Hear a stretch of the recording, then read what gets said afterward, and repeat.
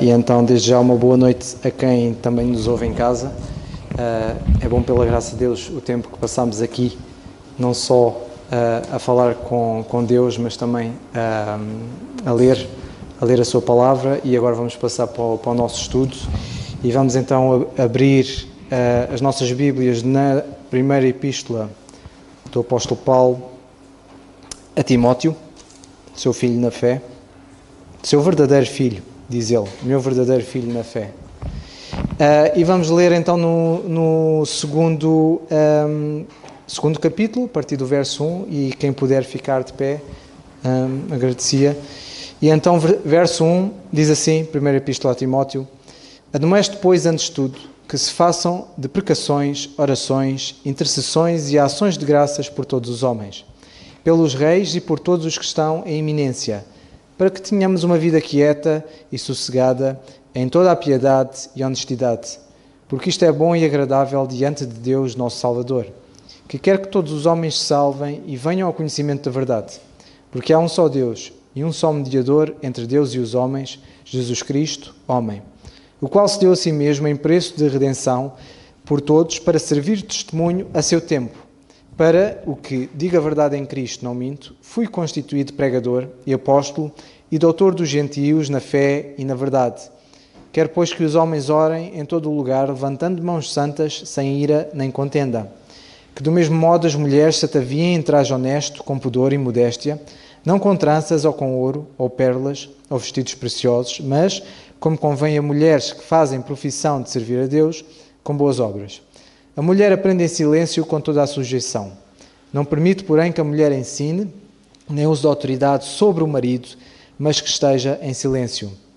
Porque primeiro foi formado Adão, depois Eva. E Adão não foi enganado, mas a mulher, sendo enganada, caiu em transgressão. Salvar-se-á, porém, dando à luz filhos, se permanecer com modéstia na fé, no amor e na santificação. Até aqui a palavra de Deus.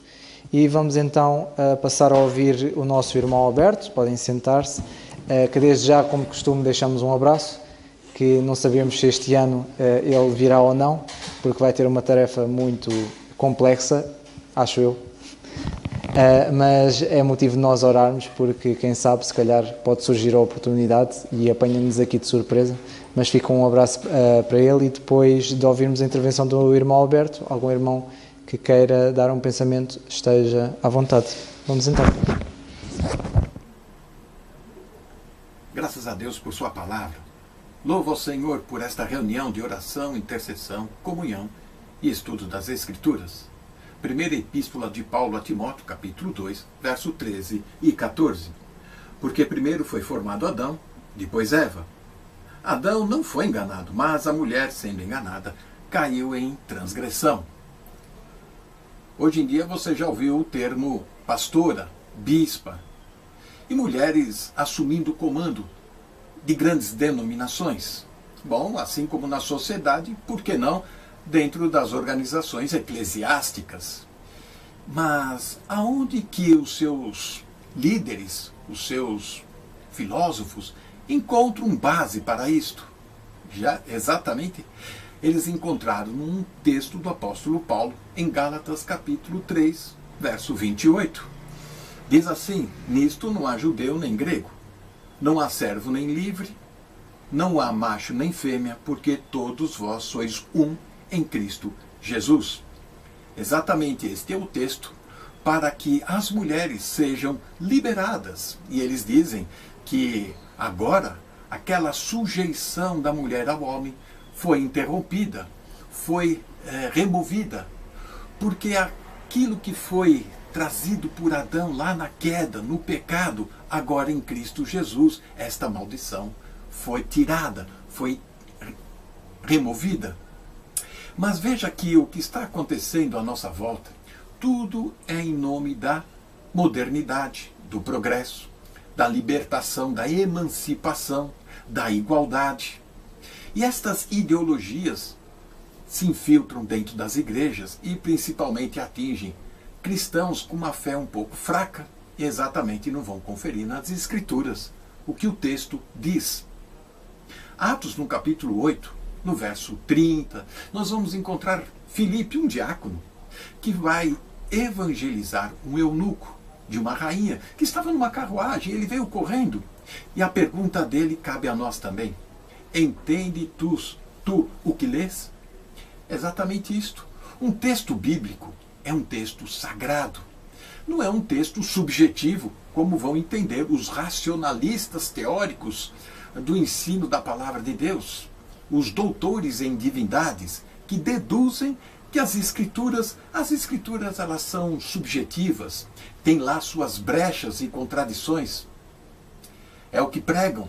Por isso nós encontramos essas distorções estabelecidas.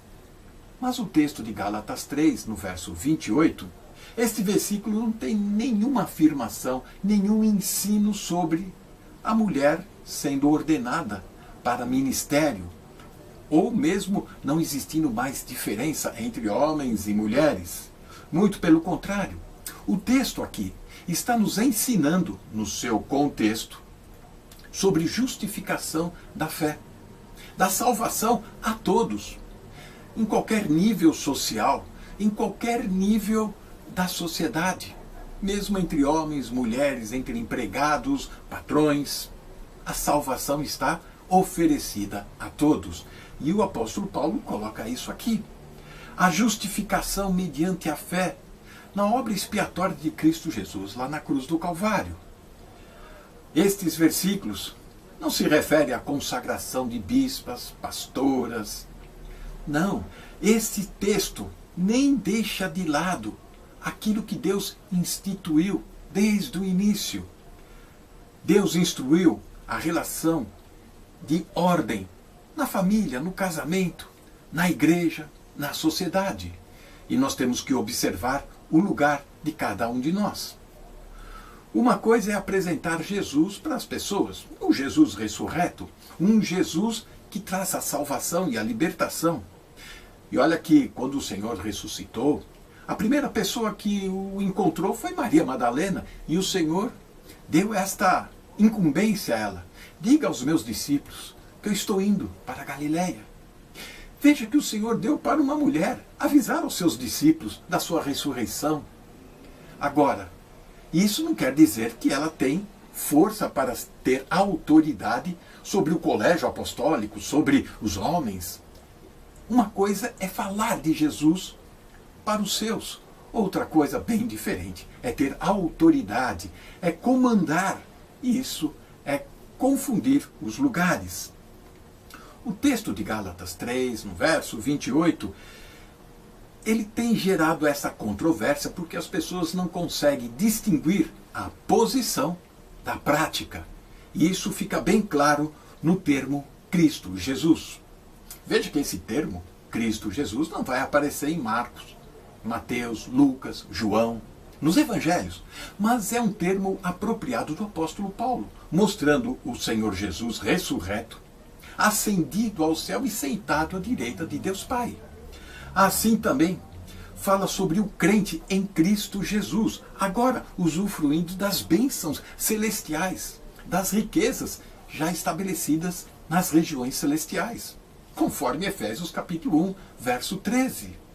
Mas as pessoas confundem, as pessoas querem distorcer a palavra de Deus. E nós vamos ver isso na segunda carta de Pedro, no capítulo 3. Pedro, exatamente, verso 16, falando disso, como em todas as suas epístolas, referindo-se a Paulo, entre as quais há pontos difíceis de entender, que os indoutos, inconstantes, torcem e igualmente as outras escrituras para sua própria perdição. Muitas pessoas vão distorcendo a palavra de Deus, conforme a sua conveniência, o seu entendimento, sua filosofia, suas ideologias. A posição que nós temos agora em Cristo Jesus como nova criatura, aqueles que têm habitação do Espírito Santo no seu coração, podem usufruir da presença de Deus, assim como o Senhor Jesus é aceito diante de Deus Pai, nós em Cristo Jesus somos aceitos nas regiões celestiais. Portanto, Gálatas 3:8, ele está mostrando que não há nenhuma diferença na salvação com relação à posição social, à raça, a sexo, todos somos em Cristo. Aqui é uma situação, é um termo posicional. O texto que nós estamos estudando, 1 Timóteo 2, 13, 14, o texto todo, ou mesmo 1 Coríntios 11, de 1 a 15, 1 Coríntios 14, verso 34, 35, são ordens estabelecidas de Deus para a prática dentro da igreja, dentro daquilo que Deus estabeleceu. Portanto, o que nós temos aqui é fazer duas diferenças.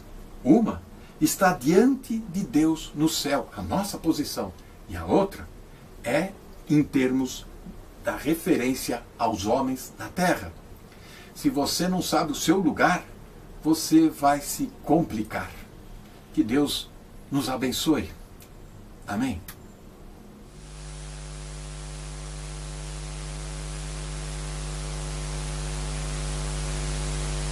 Eu quero apenas partilhar um breve pensamento e ainda em relação ao versículo 11.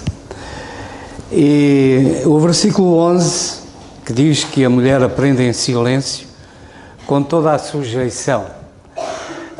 Nós já vimos e muita coisa já foi dita em relação a este versículo, ao facto de a importância de aprender e verificamos que a questão do aprender, todos nós devemos aprender. E o versículo termina com uma palavra que não agrada a ninguém, que é sujeição. De facto, é algo que nós não gostamos, que é contrário à nossa natureza, de sujeitarmos-nos a alguém. Gostamos mais é que se nos sujeitem a nós. Mas nós sujeitarmos-nos é algo que é difícil. E aqui diz que a mulher esteja com toda a sujeição. E a questão é, sujeição a quê e a quem? Nós lemos, e aliás sabemos isso perfeitamente, em relação à mulher, que ela deve estar sujeita ao marido. Mas a questão principal não é a questão da sujeição ao marido, é sujeição a Deus. Porque quando nós lemos aqui que a mulher esteja em sujeição, sujeição a quê? Àquilo que ela aprendeu, àquilo que ela ouviu, que ela aprendeu. Aprendeu de quem? Aprendeu do Senhor.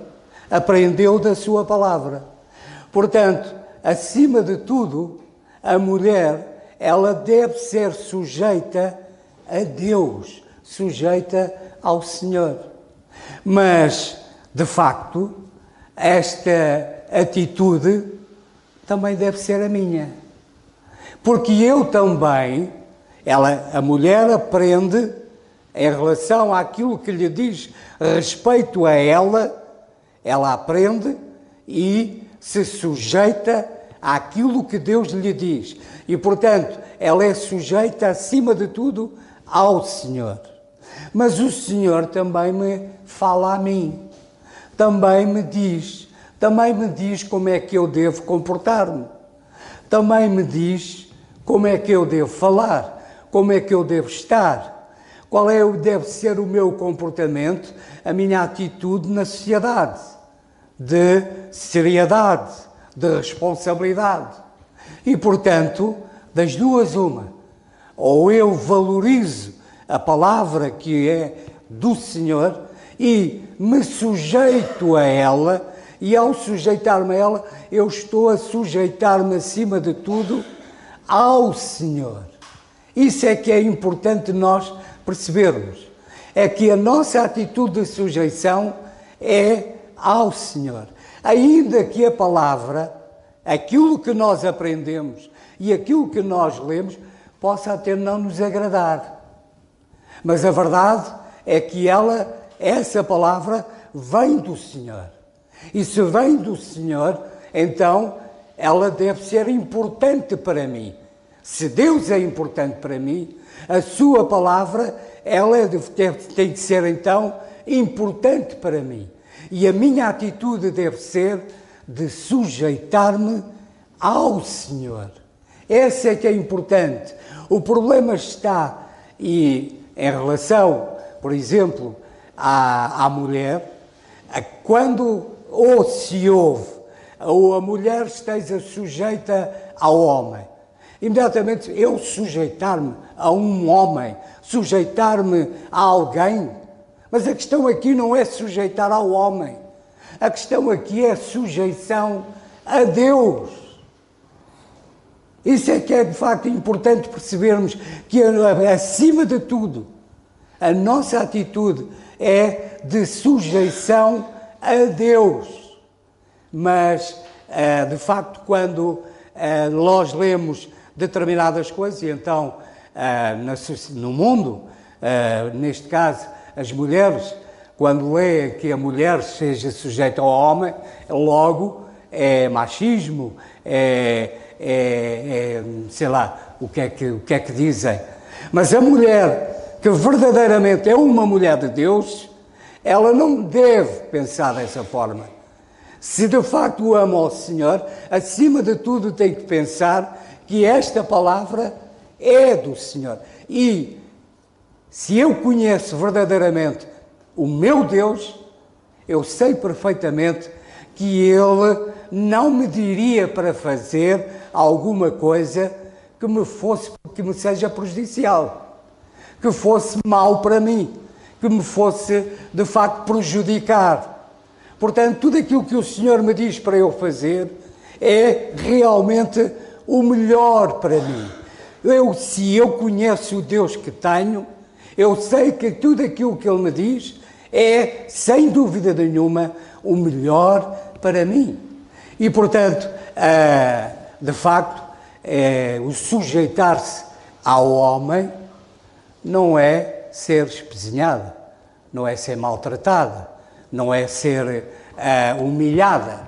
Um homem que pensa dessa forma e que age dessa forma não conhece a Deus, porque Deus jamais iria querer que isso fosse feito. E ainda mais, o homem, e às vezes nós, só lemos mais aquilo que nos interessa. Porque nessa mesma passagem de Efésios 5, em que Deus diz à mulher que deve sujeitar-se ao homem, ao marido, mas também diz que o homem deve amar a mulher como Cristo amou a Igreja e morreu por ela. Portanto, essa é a forma como o homem deve amar, de facto, a mulher. E, portanto, é o Senhor que diz. E se é o Senhor que diz, qual deve ser a minha atitude? É de sujeição à palavra de Deus. É sujeição a Deus. Porque, sem dúvida, que aquilo que o Senhor diz é o melhor para mim, é o melhor, de facto, para nós. Se pensássemos dessa forma, se a mulher tivesse o verdadeiro entendimento e percebesse que sujeitar-se, conforme o Senhor diz, é sujeitar-se a Deus. E se o homem percebesse quando Deus diz que deve amar a mulher como Cristo amou a Igreja, e o homem tivesse a mesma atitude de sujeitar-se a Deus, certamente tudo seria diferente. Porque ambos se sujeitariam de facto ao Senhor e não haveria tantas guerras, tantos conflitos, tantos problemas. Porque acima de tudo, e o que está aqui em causa, irmãos, na nossa vida, é o nós valorizarmos ou não o sujeitarmos ao Senhor. E que o Senhor nos ajude a percebermos isso.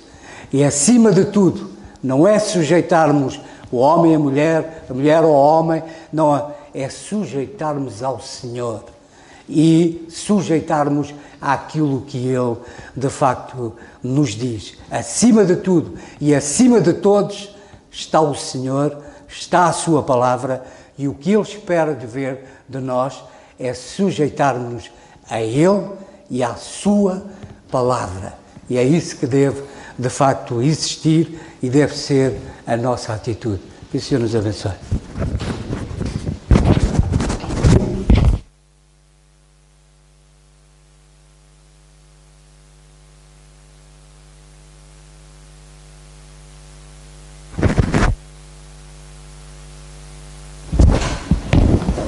Eu só vou dar um pensamento rápido, em tom de conclusão daquilo que eu disse na semana passada.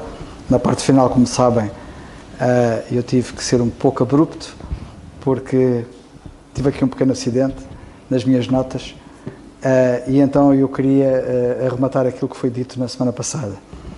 Portanto, na primeira epístola a Timóteo, no capítulo 2,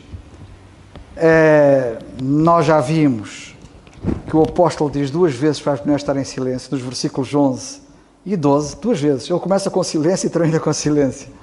Que é impressionante, já falei sobre isso, não vou repetir. Mas na parte final, nós vimos que o apóstolo diz que ele diz, não permite, porém, que a mulher ensine. E eu terminei aqui nesta questão da mulher não ensinar, que o apóstolo diz, eu não permito. Esqueçam. E infelizmente há homens que permitem nas igrejas que as mulheres ensinem. É uma tragédia. O apóstolo diz, eu não permito. Se ele estivesse aqui, essas igrejas, ia haver um problema sério. Agora, eu terminei, ao falar sobre isso, portanto, eu estava a dizer na altura que Deus não quer que a mulher ensine porque ela foi enganada. E como eu disse bem, a mulher tendo sido enganada, mais facilmente engana. E eu comecei a dizer, seitas começaram com mulheres. Vejam o que é que elas fazem. O Adventismo do sétimo dia, Ellen White. Como eu disse na semana passada, ainda hoje está este mundo cheio de livros dela e eles continuam. Os Adventistas do sétimo dia, ela é a cabeça número 1. Depois, referi-me à senhora Blavatsky e Annie Besant, que também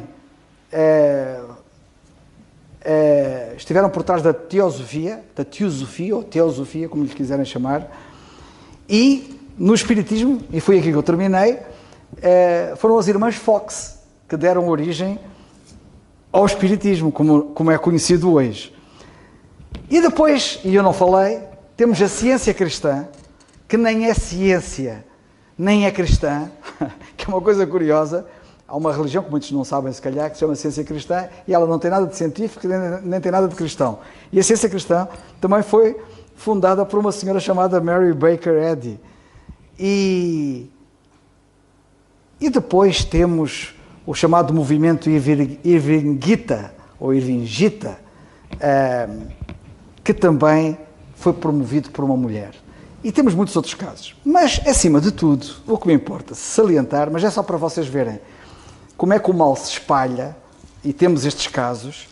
No capítulo 2 e versículo 20 do Apocalipse, nós lemos desta mulher que o nosso irmão Alberto já referiu, e eu vou repetir, que diz assim, tenho contra ti, o apóstolo Paulo disse, eu não permito. E o próprio Senhor Jesus Cristo diz a esta igreja, eu tenho contra ti. O que é que ele tinha contra aquela igreja? Olha, eu digo-vos uma coisa, uma igreja ter o Senhor a favor é qualquer coisa, mas uma igreja ter o Senhor contra ela, cuidado. Tenho contra ti o quê? Que toleras Jezabel, uma mulher. Paulo disse, eu não permito. E acerca desta igreja, vocês estão a permitir aí uma coisa. Estão a tolerar uma mulher chamada Jezabel, mulher que se diz profetiza, e que a ensinar e enganar os meus servos. Notem, ensinar e enganar. Por isso é que Deus não permite que elas ensinem, porque elas, tendo sido enganadas, mais facilmente enganam. Reparem que ela ensinava e enganava os servos de Deus. E, portanto, eu queria chamar a vossa atenção para isto. Para terminar essa minha intervenção, que me parece importante sublinhar isto,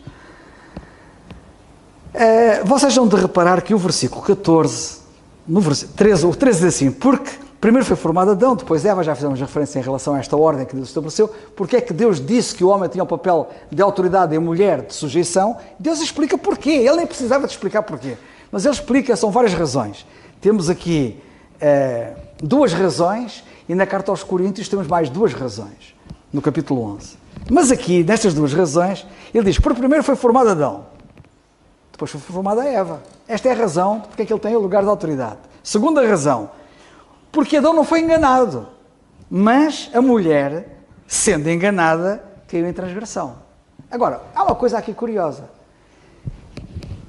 Sabem que a Bíblia diz aqui que Adão não foi enganado. Sabem que Adão, quando do jardim do Éden ele peca de olhos abertos. Cuidado com isto. Cuidado com o pecar de olhos abertos. A mulher foi enganada. Mas quando Adão caiu, depois da mulher, foi em solidariedade com ela. Portanto, ele não foi enganado. Ele já estava a ver a desgraça que estava ali. E ele não foi enganado. Mas, sabem de uma coisa curiosa? A mulher sendo enganada. Agora, quando nós abrimos a Bíblia na carta aos Romanos, no capítulo 5 e no versículo 12, sabem o que é que nós lemos? Olhem o que é que está ali escrito. Pelo que, como por um homem entrou o pecado no mundo... o pecado entrou no mundo porquê? Por um homem? Não foi por uma mulher? Quem é que foi enganado? Foi a mulher. Adão não foi enganado, pois não. Mas o pecado entrou por quem? Quem é que foi enganado? Foi a mulher. Mas o pecado entrou por quem? Por um homem. Sabem o que isto quer dizer? Que a responsabilidade é sempre do homem, porque ele é que tem autoridade. A responsabilidade... E isto, quero-vos dizer uma coisa. Cuidado, mulheres, se saem fora da linha, e os homens também têm que ter cuidado. Quando nós estamos fora da linha, pomos outros em causa. E eu ainda falava depois com o Nando, um dia destes, e dizia, há pessoas que não enxergam. Há pessoas que não enxergam, que devem tomar determinadas atitudes e determinadas posições, porque Deus diz que é bom para elas. Mas não só! É porque aquilo vai afetar outros. E as pessoas esquecem-se que também afeta os outros. A mulher, ao sair fora da linha, ao deixar de estar em sujeição, que ela o que devia ter feito quando a serpente foi tentá-la, era de chamar o Adão e dizer, Adão, anda cá, olha o que é que está aqui a passar. Foi o que fez a mãe de Sansão, com Manoá, ou Manoé, há uns que dizem que é Manoá, outros dizem que é Manoé. Ela não tomou ação nenhuma. O anjo veio ter com ela, e era um anjo, não era Satanás.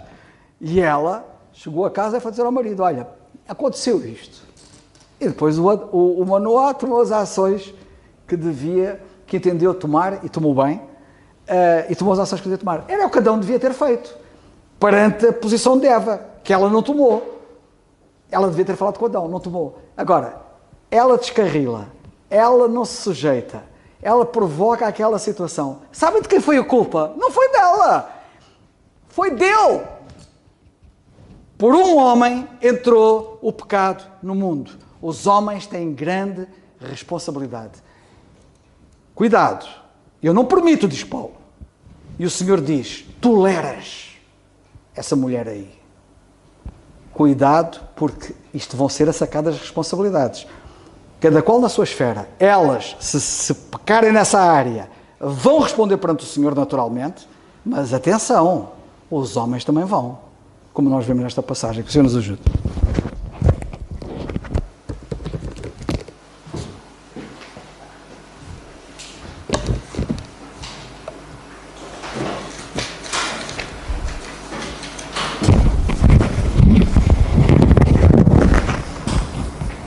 Boa noite, irmãos. Muito rapidamente, é um pequeno pensamento também. E vai de encontro àquilo que o nosso irmão Zé de Carvalho falava e o nosso irmão Carlos. Aliás, o Zé parece que a gente combinamos os dois e há aqui coisas que eu nem vou repetir, porque o Zé já disse, mas eu dou graças a Deus por aquilo que ouvimos. Em relação a esta questão, eu gosto particularmente quando o apóstolo Paulo diz, eu não permito. E porquê que ele não permite? Sabem porquê, irmãos? Porque é pecado a mulher tomar o lugar do marido. Falando curto e grosso, tem que ser assim. É pecado. O apóstolo Paulo, aliás, nós não devemos tolerar o pecado. E muitas das vezes o nosso problema dentro do nosso próprio lar é mesmo esse. É trocarmos os nomes e não chamarmos as coisas, e não pormos as coisas no devido lugar. E não chamarmos as coisas pelos nomes que são. Ou seja, uma mulher que use da autoridade sobre o marido é pecado. Porquê? O apóstolo Paulo, logo no princípio, na carta aos Romanos, ele diz isto, logo no primeiro capítulo da carta aos Romanos, e eu gosto particularmente deste primeiro capítulo, quando ele diz assim: pois mudaram a verdade de Deus em mentira. É uma verdade de Deus de que o marido usa autoridade sobre a esposa. Ou seja, ele é autoridade sobre a esposa, é o cabeça. Assim como Cristo é a cabeça da igreja. E nós vemos depois na carta aos Efésios, no capítulo 5, logo no versículo 25, quando diz que as mulheres devem ser sujeitas primeiramente ao Senhor. Eu gosto particularmente também, muito mesmo, quando o Senhor é tão gracioso, e eu se fosse mulher, eu ficava feliz por saber que eu tenho esta dupla proteção, porque eu diria que é mesmo uma dupla proteção. Sujeição não significa humilhação, mas sim proteção.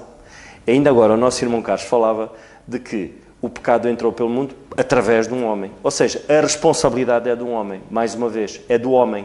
Porquê? Porque a mulher está sob a proteção do homem, mas acima de tudo, sob a proteção do Senhor.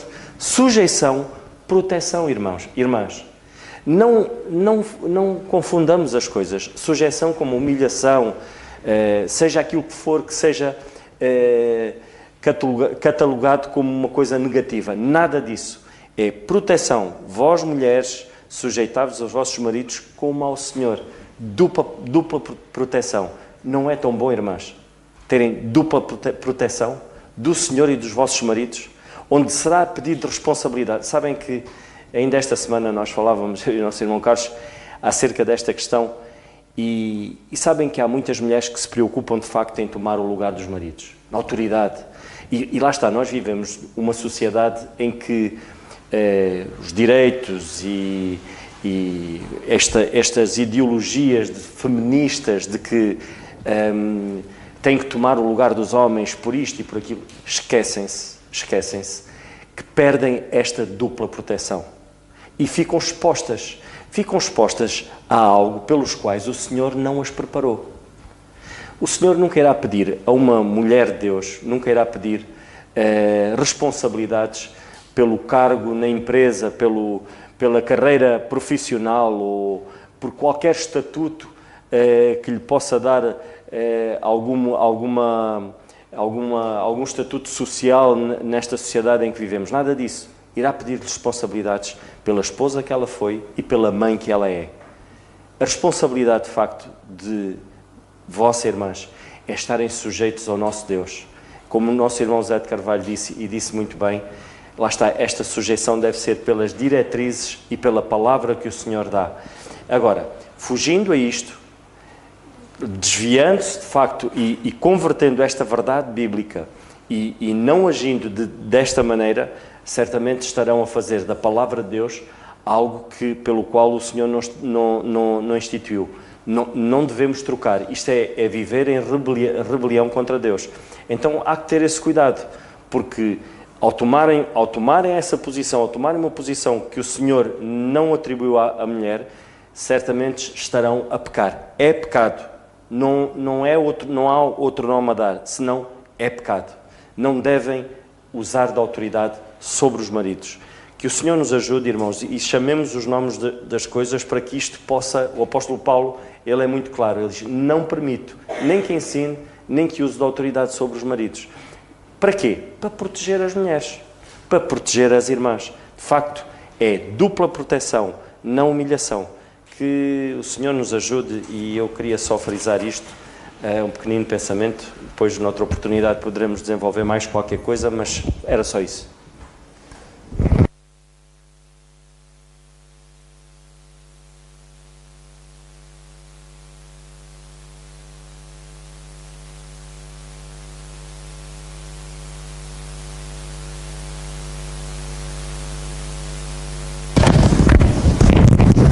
Bem, ainda bem que fiquei para o fim. E acho que ainda temos um tempinho. Hoje se calhar esticamos um bocadinho mais, somos todos. Mas dentro do que disseram, eu só queria complementar acerca destas passagens e do que já ouvimos até aqui. E o que eu queria complementar, irmãos, era só relembrar o contexto desta passagem. porque o apóstolo Paulo, como sabemos, não escreveu isto por acaso. Ele foi inspirado para... E vemos que as Escrituras são divinamente inspiradas. E é interessante porque nós vemos, e já falámos isto umas outras vezes, qual foi o propósito que ele disse isto. E foi algo que ele já tinha estabelecido, como vimos já de uma última vez na primeira carta aos Coríntios, e noutras também. Tudo isto que aqui está não é nada de novo. O apóstolo Paulo está a resumir em 2 ou 3 frases o que é que tem de ser, qual é que é o lugar da mulher e do homem na igreja. E o facto dele dizer que não permitia que a mulher ensinasse, nem usasse da autoridade sobre o marido, mas que esteja em silêncio, ele está a dizer isto por causa de um contexto que estava a acontecer em Efésios. Porque se nós lermos no capítulo 1, verso 3, ele diz para que ele rogou, e o rogar não foi pedir um favor, ele não foi dizer, olha, devo-te um favor depois, ele estava a rogar como se fosse a última coisa que ele tinha, como se quase que Timóteo fosse a última pessoa que poderia resolver aquilo, sabendo que também, como é claro, que era Deus que queria fazê-lo, mas ele pede, é mais do que por favor, ele pede quase de joelhos no chão, a pedir, olha, só tenho a ti, não tenho mais ninguém. É por isso que ele diz, como te roguei, porque o rogo que ele fez a Timóteo, quando Paulo partiu para a Macedónia, ele rogou, ele pediu, fica, eu preciso mesmo de ti, sem ti não tenho como resolver esta situação. E ele diz, ficasses em Éfeso para quê? Era para advertir a alguns que não ensinem outra doutrina. E nós percebemos quem é que eram estes alguns. Sabem que eu estou a escrever uma mensagem acerca de 8 homens, 8 ensinadores, que Paulo acusa-os. Ele acusa-os não só do que eles dizem, do ensino deles, mas ele faz uma acusação séria para os advertir. E ele aqui menciona 2. No verso 20 do capítulo 1, ele aponta o dedo a 2. Ele diz, no versículo 19, conservando a fé e a boa consciência, rejeitando a qual, ele diz, alguns fizeram naufrágio na fé. Só que a partir daqui nós percebemos logo que não era só Himeneu e Alexandre, eram mais. Mas estes aqui provavelmente eram os casos mais graves. E ele apontou eles, olha, entre esses foram Himeneu e Alexandre. E diz ele, e esta frase acusatória é muito grave, que ele diz, os quais entreguei a Satanás para quê? Para que aprendam a não blasfemar. E então havia esta crise enorme de ensinarem outra doutrina, além do que já estava ensinado, do que já estava estabelecido. E nós vemos alguns que fizeram naufrágio na fé, entre eles Himeneu e Alexandre, que Paulo apontou o dedo, estes aqui, eu entreguei-os a Satanás para que eles aprendam a blasfemar. E com esta confusão que estava a haver de ensino, a autoridade também estava a ser posta em causa. Porque não pensem que a blasfémia, as heresias, põem em causa exclusivamente os homens. Neste caso, puseram as mulheres também. Porque se calhar as mulheres começaram a fazer o contrário, começaram a ensinar, começaram a exercer autoridade sobre o marido. Se calhar começaram a não estar em sujeição e em silêncio. Porquê? Perante heresias e doutrinas completamente diferentes, que ele até escreve mais à frente, como no capítulo 4 e no verso 1, que ele diz, o Espírito expressamente diz que nos últimos tempos apostatarão alguns da fé, dando ouvidos a espíritos enganadores e doutrina de demónios. Isto que está aqui era algo real, e ainda hoje é real. E porque ele depois continua pela hipocrisia dos homens que falam mentira, tendo cauterizado a sua própria consciência. Então nós vemos porque é que isto estava a acontecer. E o que eu queria acrescentar era que Paulo, ao dizer às mulheres, eu não permito que ensinem, ele está não só a dizer, mas a mostrar que apesar de se levantarem outras doutrinas, e se calhar doutrinas até de demónios, como ele descreve, até demoníacas, o papel da mulher, e neste caso especificamente da mulher, é permanecer no que ele tinha dito antes. E se a mulher avança para aí, o que é que o apóstolo Paulo diz? Eu não permito que a mulher faça isso. Isto mostra o quê? Que no caso das mulheres, e dos homens também, tem de haver fidelidade. Temos de ser fiéis, mesmo que tudo à volta esteja a cair. O nosso papel e a única coisa que Deus exige de nós é fidelidade, é nós permanecermos. O apóstolo Paulo e o Senhor, através dele, usou para dizer que o lugar da mulher da igreja é em silêncio, não é de ensino. É assim, tem de permanecer disso. A igreja até pode cair, pode se desfazer, mas é preferível que uma igreja desfaça-se e as pessoas lá dentro sejam fiéis e se calhar não haver mais homens para ensinar e a igreja desfazer-se completamente, do que a igreja, entre aspas, manter-se, mas manter-se no ensino que é contrário à Bíblia e dar mau testemunho. E complementando, isto queria dizer, porque o apóstolo Paulo, quando diz isto a Timóteo, ele depois reforça. No capítulo 3 e verso 14 da segunda epístola, e podemos ir lá ver, o apóstolo Paulo, e sabemos que estas últimas cartas com Tito foram as últimas cartas que o apóstolo Paulo escreveu, não só a pessoas, mas a igrejas também. Uma das coisas que ele diz a Timóteo é: tu, porém, permanece, ou seja, continua, fica firme, deixa de estar, permanece naquilo que aprendeste e de que foste inteirado. Ele já conhecia tudo isto, ele já estava a par de tudo o que o apóstolo Paulo estava a ensinar e tinha ensinado. E ele diz, acrescentando, sabendo de quem o tens aprendido. Porque ele sabia que não estava a aprender só do apóstolo Paulo, Timóteo sabia que estava a aprender do Senhor. Porque ele sabia perfeitamente, e ele até ajudou a escrever várias cartas, que o que Paulo estava a ensinar vinha do Senhor. E quando o apóstolo Paulo diz, sabendo de quem o tens aprendido, ele não está a referir-se a ele única e exclusivamente, está a referir-se ao Senhor, porque ele recebeu do Senhor. Tanto que ele escreve várias vezes e diz, eu vos ensinei aquilo que eu recebi.